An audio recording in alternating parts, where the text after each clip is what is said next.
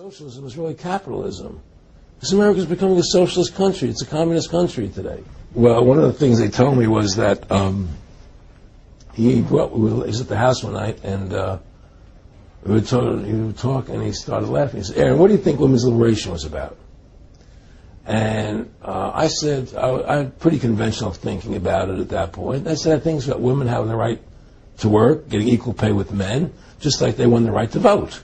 You know? And he started to laugh. He said, "You're an idiot." And I said, "Why am I an idiot?"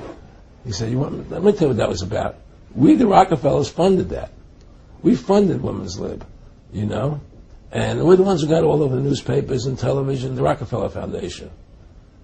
He says, and you want to know why? He said, there were two primary reasons. And they were, one reason was we couldn't tax half the population before women's lib. And the second reason was, now we get the kids in school at an early age. We can indoctrinate the kids how to think. It breaks up the family. The kids start looking at the state as the family, as the school, as the officials, as their family, not as the parents teaching them. And so those are the two primary reasons for women's lib, which I thought up to that point was a noble thing. You know, when I saw their intentions behind it, where they were coming from when they created it, the thought of it, I saw the evil behind what I thought was a noble adventure. Aaron, did you know that Gloria Steinem, in one of her own books, now admits the CIA funded Ms. Magazine? No, I had no idea about that. No, I never heard that. Yeah, we're going to... CIA funded Ms. Magazine? Funded Ms. Magazine with the stated goal of taxing women and breaking up the family. No kidding. I never heard that. Well, Nick told me. I mean, I know it, but not because I know the CIA was involved in it. Well, Gloria Steinem was proud of it. Oh, the CIA wanted to help women. My friendship with Nick Rockefeller was one where we expressed ideas to each other and thoughts and philosophies, and he wanted me to become part of what they were doing, and for me to become a member of the CFR, and offered various business opportunities for me to get involved in, and for me to not take up the fight or the battle that I've been taking up in the past. You know, to drop that idea, because what was the point of my fighting for the people? I was a guy who was very successful in the movie business, and I saw the truth of what was happening. I tried to express it to the people, and rather than having me express it to the people, they wanted me to join their side because I was a mover and a shaker, and rather than me opposing them, to join them.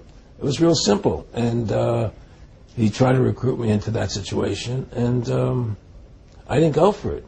Did he get angry when you didn't go for it? No. And, you know, it's like, you know, I remember one time he said to me, "You join us, so you have an ID card, Aaron, you know, you have a chip, and your chip will say KMA on it." And I said, "What does KMA mean?" He said, "It means kiss my ass." And anybody stops you, a cop or whatever, and you show them your card or your chip, and they'll know to leave you alone because you're one of us. You know, and, you know, why are you fighting for the people for? What is that about? The people are just, you know, they have to be ruled. They have to be, you know, the Constitution, what you're standing for, is only for a few people. It's only a few individuals that can live that way, you know, and we believe that it's best for society to be ruled by an elite people who control everything. And I said, I don't believe that. You know, I believe God put me on this earth to be the best person I could be, and put everybody on this earth to be the best they could be, not to be a slave and a sheep to you and these people. And I don't understand why you want to control everything. What is the need for that? You know? And I asked them, do all the people in the Council of Foreign Relations feel the same way you feel? He said, no, a lot of them think they're doing the right thing. They think that socialism is the best way to go.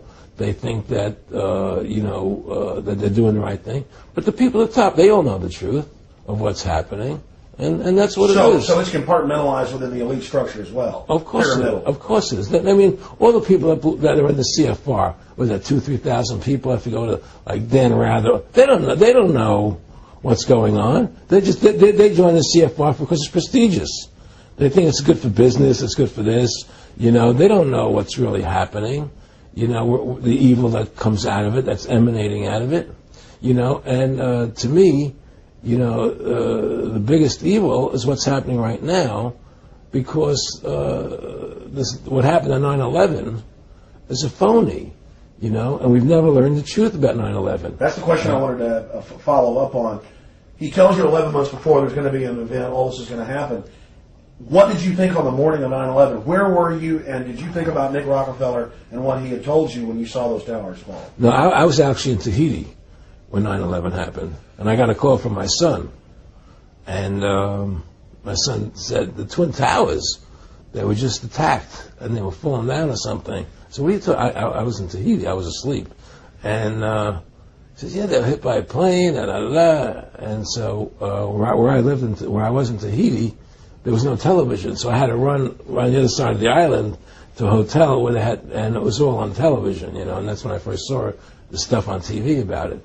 And I didn't immediately equate it to Nick, but when I realized that we were going to go into Afghanistan, Iraq, and as that developed, I realized what it was. I mean, Nick and I discussed many things. One of the things we discussed, what he brought up in conversation, was reducing world population, and felt that there were too many people in the world.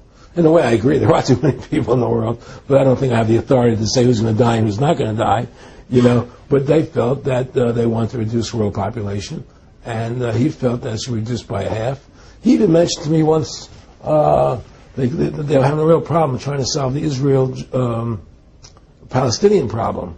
And he talked to me once about they were playing with the idea of bringing Israel to Arizona. And taking all the people from Israel and giving everybody $1 million and setting up Israel in the state of Arizona.